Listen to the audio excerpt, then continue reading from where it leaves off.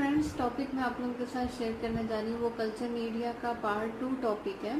Part 1 में हमने क्या डिस्कस किया था। पार्ट 1 में मैंने आपको बताया था कल्चर मीडिया क्या है, कल्चर मीडिया का यूज़ क्या होता है और कल्चर मीडिया की क्लासिफिकेशन हमने डिस्कस की थी, लेकिन उसकी कंसिस्टेंसी की बेस पे।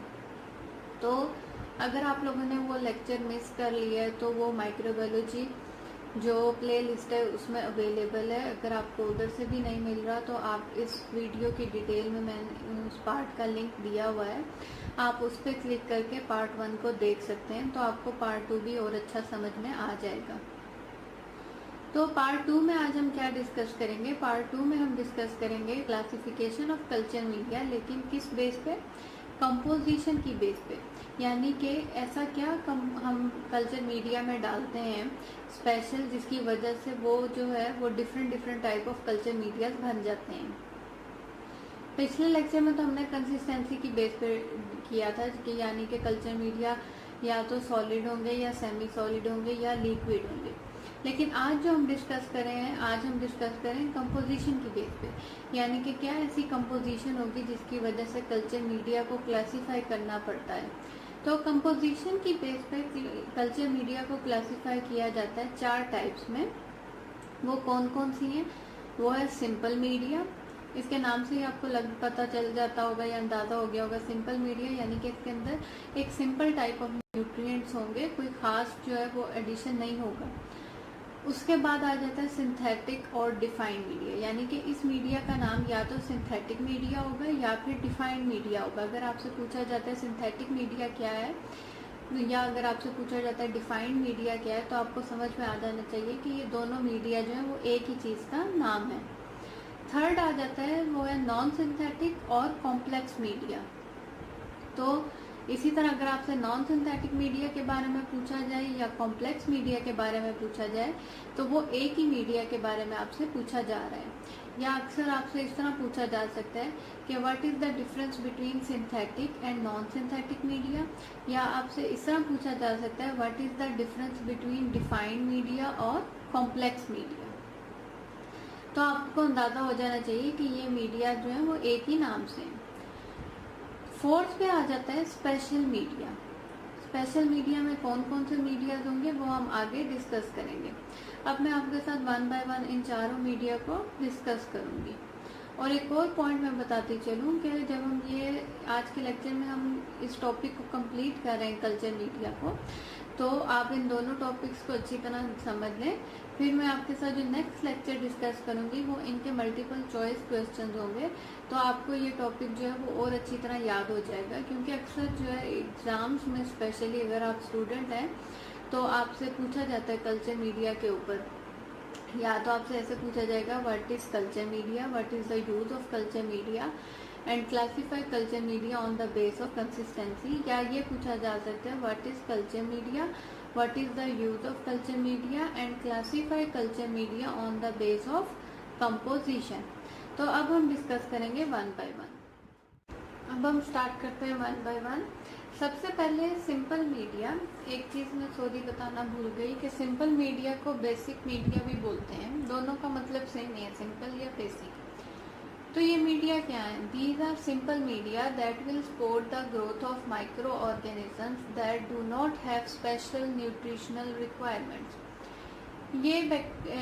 ये मीडिया उन माइक्रो ऑर्गेनिजम्स की ग्रोथ के लिए यूज किए जाते हैं जिनको कोई स्पेशल रिक्वायरमेंट नहीं चाहिए होती है या स्पेशल कोई खुराक नहीं चाहिए होती है। इसकी मिसाल क्या है? न्यूट्रिएंट एगर या न्यूट्रिएंट ब्रॉथ। अब अगर आपको पिछला लेक्चर याद हो तो आपको एगर और ब्रॉथ का मतलब अच्छी तरह समझ आ गया होगा कि न्यूट्रिएंट एगर यानी कि सॉलिड मीडिया और न्यूट्रिएंट ब्रॉथ यानी कि लिक्विड या ब्रॉथ मीडिया। तो न्यूट्रिएंट एगर या न्यूट्रिएंट ब्रॉथ जो है ये सिंपल मीडिया की एग्जांपल है, क्योंकि ये जो एगर्स होते हैं इनके अंदर एक सिंपल टाइप ऑफ कंपोजिशन होती है जो कि उन माइक्रो ऑर्गेनिजम्स के लिए होती है जिनको कोई खास स्पेशल रिक्वायरमेंट नहीं चाहिए होती है। तो ये किस लिए यूज होते हैं? They are often used in the preparation of enrich media, यानी कि इन्हीं मीडियाज को आगे से एनरिच मीडिया के लिए यूज किया जाता है, जो हम आगे पढ़ेंगे कि कौन सा मीडिया है। और या फिर ये यूज किया जाता है यानी कि फॉर सब कल्चरिंग पैथोजेंस। सब कल्चरिंग यानी कि एक दफा उन पैथोजेंस को कल्चर किया जा चुका है और उसी कल्चर से दोबारा जो है अब वो न्यूट्रिएंट मीडिया पे सिंपल मीडिया पे कल्चर किया जा रहा है। वो कहाँ से पहले कल्चर हुए थे डिफरेंशियल या सिलेक्टिव मीडिया से उस कल्चर को लिया गया है। तो वो क्यों लिया जाता है? परफॉर्म करने के लिए बायोकेमिकल और सीरियोलॉजिकल टेस्टिंग के लिए, यानी कि फर्दर जो टेस्टिंग के लिए परफॉर्म करना अगर हो तो कई दफा बैक्टीरिया को सब कल्चर किया जाता है सिंपल मीडिया पे। डिफरेंशियल और सिलेक्टिव मीडिया क्या है वो भी हम आगे भी पढ़ेंगे स्पेशल मीडिया में। तो ये तो था सिंपल मीडिया। इसकी आप इसी तरह इजीली एग्जांपल ले लें, जैसे ह्यूमन बींग्स हो गए या एनिमल्स हो गए। आप एक अगर जू में भी जाते हैं कि जिधर आपको डिफरेंट टाइप ऑफ एनिमल्स मिलेंगे, तो कई एनिमल्स ऐसे होंगे जिनकी खुराक जो है वो सिंपल होगी, उनको कोई ज्यादा स्पेशल नहीं चाहिए होगा। लेकिन अगर उसी जू में अगर कोई एक्वेरियम है या फिशेज है तो उन फिशेस की खुराक जो वो बिल्कुल सेपरेट होगी, स्पेशल खुराक होगी। तो वो उनकी खुराक जो है वो आम जानवरों की खुराक से मुख्तलिफ होगी। इसी तरह माइक्रो ऑर्गेनिज्म में भी कई माइक्रो ऑर्गेनिज्म जो हैं जिनको सिंपल न्यूट्रिएंट्स चाहिए होते हैं, कोई खास न्यूट्रिएंट नहीं चाहिए होते, वो ग्रो कर जाते हैं। और कई माइक्रो ऑर्गेनिज्म जो होते हैं उनको अगर स्पेशल न्यूट्रिशन दिया जाए तो ही वो ग्रो करते हैं। तो ये तो था डिफरेंस सिंपल मीडिया का और बेसिक मीडिया का। अब सेकंड आ जाता है सिंथेटिक या डिफाइंड मीडिया। सिंथेटिक या डिफाइंड से मतलब डिफाइंड से ही आपको समझ में आ जाना चाहिए। डिफाइंड यानी कि हर चीज को प्रॉपरली बताया गया है या डिफाइन किया गया है। तो यानी कि इस मीडिया में जो भी चीज यूज हो रही होगी वो प्रॉपरली एक्सप्लेन होगी कि इसकी क्या कंपोजिशन है या कितना प्रोपोर्शन लिया गया है। आपको उसका एग्जैक्ट हर चीज जो है वो मालूम होगी। प्योरीफाइड इंग्रेडिएंट्स यूज होंगे। प्योरीफाइड यानी कि ऐसा इंग्रेडिएंट जिसका आपको एग्जैक्ट पता होगा कि इसकी क्या कंपोजिशन है। तो उस टाइप ऑफ मीडिया को हम सिंथेटिक या डिफाइंड मीडिया कहेंगे। तो अभी हम पढ़ते हैं इसमें क्या लिखा हुआ है। इसमें लिखा हुआ है chemically defined medium is one prepared from purified ingredients and therefore exact composition is known। ये चीज जो मैंने अभी आपको बताई कि आपको उस मीडिया की एग्जैक्ट कंपोजिशन और जो इंग्रेडिएंट यूज हुआ है उसकी भी एग्जैक्ट कंपोजिशन आपको पता होगी। इसकी मिसाल क्या है? Peptone water. कई मीडिया के अंदर पेप्टोन वाटर यूज किया जाता है। तो वो कौन से मीडिया हो जाएंगे? अगर सिंपल मीडिया में भी for example peptone water use किया जाएगा तो वो आगे से डिफाइंड मीडिया हो जाएगा। तो अब वो पेप्टोन वाटर आपको पता है कि वो 1% पेप्टोन लिया गया और उसके साथ डाला गया 0.5% NaCl वाटर के अंदर, तो वो पेप्टोन वाटर प्रिपेयर हुआ। तो ये इसकी एग्जांपल है। इसको कहते हैं सिंथेटिक मीडिया। और नेक्स्ट आ जाता है नॉन सिंथेटिक और complex media. Non synthetic, complex या इसको हम ये भी बोलेंगे अनडिफाइंड मीडिया। तो इससे अब आपको अच्छी तरह समझ आ जाएगा सिंथेटिक और नॉन सिंथेटिक का डिफरेंस। यानी कि सिंथेटिक में हर चीज जो है वो डिफाइंड थी, प्योर इंग्रेडिएंट था, लेकिन नॉन सिंथेटिक में इसका ऑपोजिट हो जाएगा। इसके अंदर ऐसा कंपोनेंट होगा या तो वो प्योरीफाइड नहीं होगा या फिर उसका जो है वो जो यूज है वो बैच टू बैच सेम नहीं होगा। तो जैसे इसमें क्या लिखा हुआ है, इसमें ये लिखा है contain at least one component that is neither purified nor ever completely consistent from batch to batch. यानी इसमें यही बताया गया है कि ऐसा मीडिया होगा जिसके अंदर एक कंपोनेंट जो है या तो उसकी कंपोजिशन जो है वो एग्जैक्ट मालूम नहीं होगी, वो फुल प्योरीफाइड नहीं होगा। प्योरीफाइड का मतलब ये है कि आपको एग्जैक्ट नहीं मालूम होगा कि इसके अंदर क्या क्या चीजें मौजूद हैं, और या तो फिर वो हर बैच में डिफरेंट लेवल का यूज हुआ होगा, उसकी कंसिस्टेंसी डिफरेंट होगी। यानी कि हो सकता है किसी चीज में वो एज अ सॉलिड यूज हो रहा हो, किसी चीज में वो एज अ लिक्विड यूज हो रहा हो, किसी चीज में वो as a semi solid use हो रहा हो। तो इसकी एग्जांपल है ब्लड एगर या फिर बीफ एक्सट्रैक्ट। अब बीफ एक्सट्रैक्ट जो है वो लिया गया है ये लैब में एगर के अंदर यूज करने के लिए या मीडिया के अंदर यूज करने के लिए। तो आपको ये अंदाजा लगाना होगा कि ये एक्सट्रैक्ट जो है वो उसके कौन से हिस्से से आया है, फिर कि उसकी फर्दर क्या क्या कंपोजिशन थी। तो वो चीजें जो है वो एग्जैक्ट अंदाजा लगाना मुश्किल होता है। आप सिर्फ उस एक्सट्रैक्ट को लेते हैं और मीडिया के अंदर यूज कर लेते हैं। तो इस टाइप ऑफ मीडिया को कहेंगे नॉन सिंथेटिक और कॉम्प्लेक्स मीडिया। अब हम पढ़ेंगे फोर्थ टाइप जो कि है स्पेशल मीडिया। स्पेशल मीडियाज में कौन कौन से मीडियाज हैं? Enrich media, selective media, differential media, transport media, anaerobic media, identification media.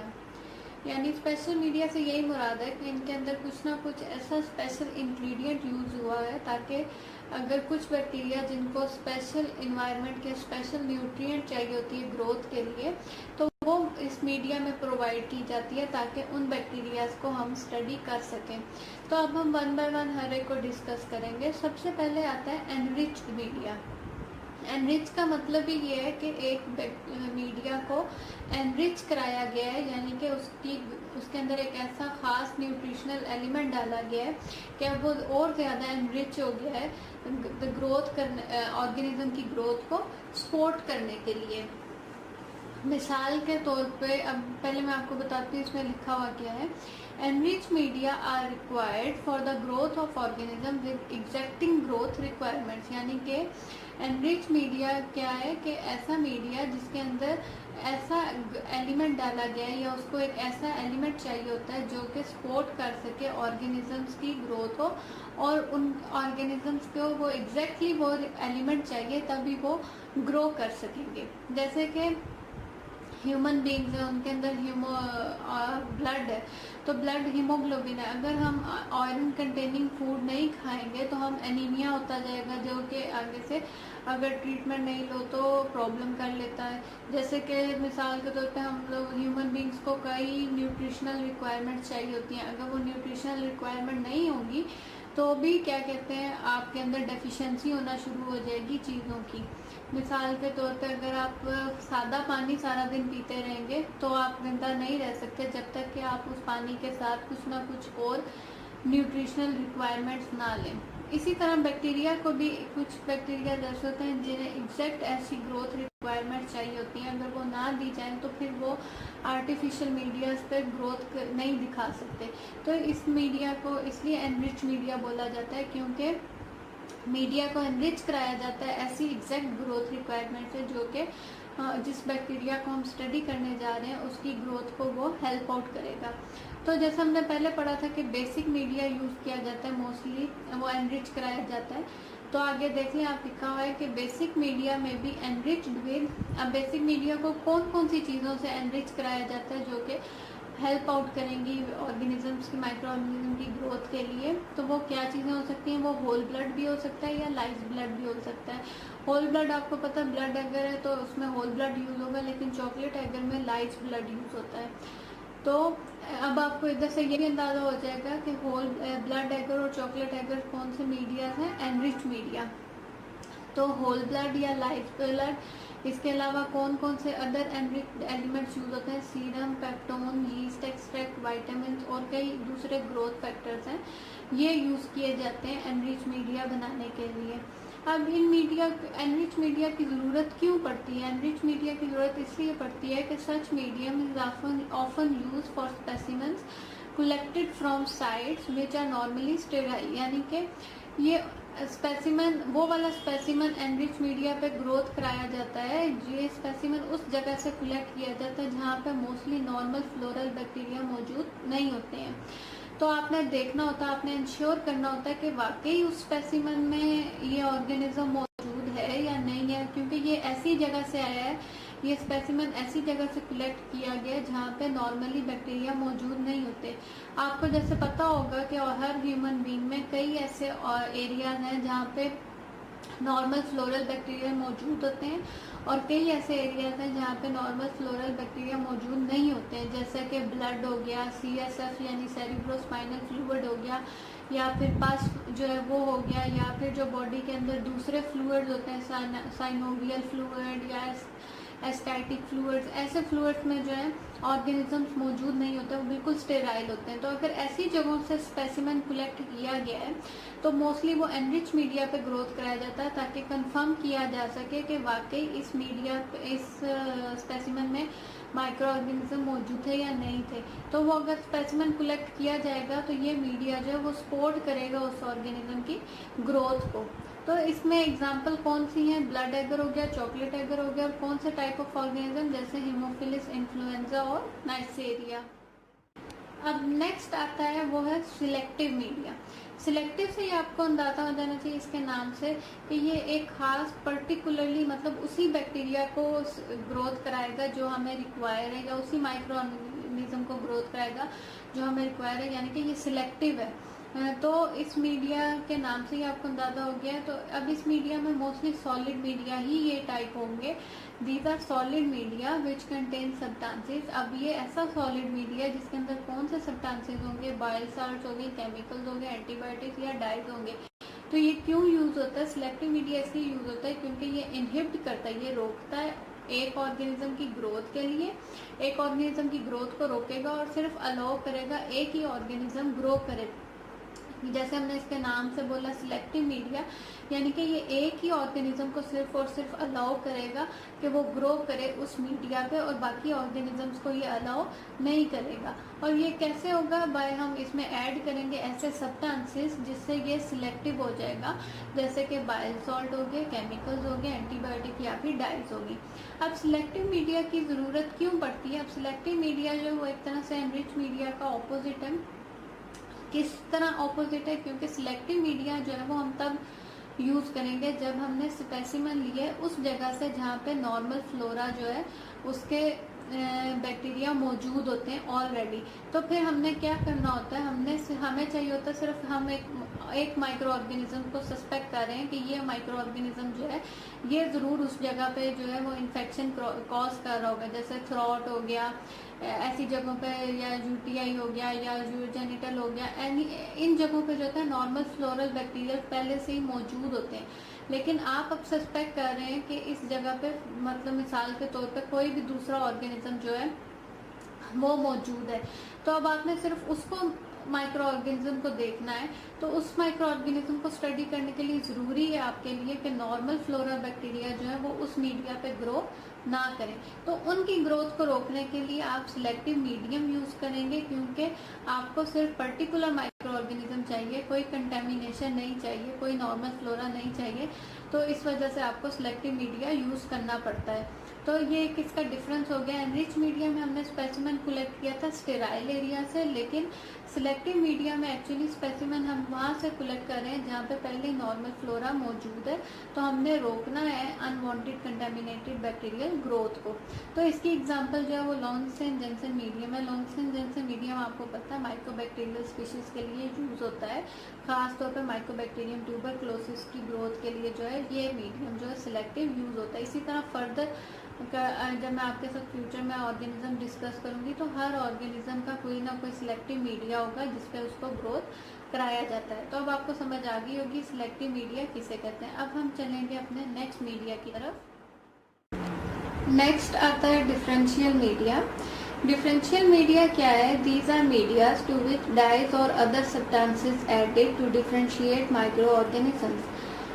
अब डिफरेंशियल से आपका अंदाजा हो जाना चाहिए। डिफरेंशियल यानी कि हम डिफरेंशिएट कर रहे हैं, यानी कि हम फर्क देख रहे हैं किसका? माइक्रो ऑर्गेनिज्म का। इसका मतलब ये है कि इस कल्चर पे सिर्फ एक माइक्रो ऑर्गेनिज्म को ग्रो नहीं कराया जा रहा, बल्कि एक से ज्यादा या दो माइक्रो ऑर्गेनिजम्स को ग्रोथ कराई जा रही है, ताकि आप फर्क देख सकें कि आया वो दोनों टाइप ऑफ माइक्रो ऑर्गेनिज्म इस स्पेसिमेन में मौजूद हैं या नहीं है। तो इसके लिए क्या ऐड किया जाता है? कोई भी डाइज या इंडिकेटर जो है वो ऐड किए जाते हैं। डाइज और इंडिकेटर एक ही चीज को बोलते हैं। तो वो इस मीडिया में ऐड किए जाते हैं ताकि डिफरेंशिएट किया जा सके माइक्रो ऑर्गेनिजम्स का। अब many differential media distinguish micro organisms और bacteria by incorporating an indicator which changes colour when acid is produced following fermentation of specific carbohydrate. इसका मतलब ये है कि इस डिफरेंशियल मीडिया के अंदर इंडिकेटर को एब्जॉर्ब कराया जाता है। इंडिकेटर की एब्जॉर्ब क्यों कराया जाता है? ताकि उन माइक्रो ऑर्गेनिजम्स जो पर्टिकुलरली डिफरेंशियल मीडिया पे ग्रोथ शो करते हैं, तो उन माइक्रो ऑर्गेनिजम्स में ऐसा कार्बोहाइड्रेट मौजूद होता है, जब वो फर्मेंट होता है तो वो क्या करेगा? कलर प्रोड्यूस करेगा। तो उस कलर की बेस पे हम डिफरेंशिएट करेंगे कि ये माइक्रो ऑर्गेनिज्म जो है वो इस कल्चर में मौजूद है। मिसाल के तौर पे मैकॉनकी एगर या क्लेड एगर। तो मिसाल के तौर पे मैकॉनकी एगर को मोस्टली, अगर मैं सही बता रही हूँ तो ग्राम नेगेटिव रॉड्स, मुझे क्योंकि एग्जैक्ट अभी उतना अंदाजा नहीं है, तो अगर मैं गलत हूँ आप कमेंट में जरूर मेंशन करें। तो मोस्टली ग्राम नेगेटिव रॉड्स जो हैं उनको ग्रोथ किया जाता है मैकॉन की एगर पे, ताकि डिफ्रेंशिएट किया जा सके लैक्टोज फर्मेंटिंग और नॉन लैक्टोज फर्मेंटिंग कॉलोनीज के बारे में। क्योंकि जो लैक्टोज फर्मेंटिंग होंगी वो पिंक कॉलोनीज प्रोड्यूस करेंगी और जो नॉन लैक्टोज होंगी वो येलो कॉलोनीज प्रोड्यूस करेंगी। तो अब वो कल्चर मीडिया एक ही था, लेकिन उन कल्चर मीडिया पे इन दो ऑर्गेनिजम्स की फर्मेंटेशन की बेस पे डिफरेंट कलर प्रोड्यूस हो रहा है, जिसकी बेस पे फिर हम जो है वो डिफ्रेंशिएट करेंगे कि आया ये ऑर्गेनिज्म मौजूद था या नहीं था। तो डिफरेंशियल मीडिया आपको समझ आ गया होगा कि डिफरेंशियल मीडिया में जो है वो डिफरेंशिएट किया जाता है कॉलोनीज को या ऑर्गेनिजम्स को उनके प्रोडक्शन ऑफ कलर बेस पे, जो कि कैसे प्रोड्यूस होगा, कार्बोहाइड्रेट जब फर्मेंट करेगा। तो ये तो था डिफरेंशियल मीडिया। नेक्स्ट आता है ट्रांसपोर्ट मीडिया। ट्रांसपोर्ट मीडिया के भी नाम से ही आपको समझ आ गई होगी कि ये मीडिया जो है ये यूज किया जा रहा है ऑर्गेनिज्म को ट्रांसपोर्ट करने के लिए। और इसका मतलब ये है कि स्पेसिमेन जिस जगह कलेक्ट किया जा रहा है उसी जगह पे वो कल्चर नहीं किया जाएगा, बल्कि वो ट्रांसपोर्ट किया जाएगा। आइदर जो है वो किसी कलेक्शन सेंटर पे कलेक्ट किया गया है, या फिर वो स्मॉल लेबोरेटरी से या डिस्ट्रिक्ट लेबोरेटरी से रीजनल लेबोरेटरी पे सेंड किया जाना है। तो ऐसी सूरत में जब ऑर्गेनिजम्स को ट्रांसपोर्ट किया जाता है या वो ऑर्गेनिजम्स को उसी वक्त कल्चर नहीं किया जाता, तो फिर उन ऑर्गेनिजम्स को ट्रांसपोर्ट किया जाता है उनकी उन लैब्स में जहाँ पे उनको कल्चर किया जाना होता है।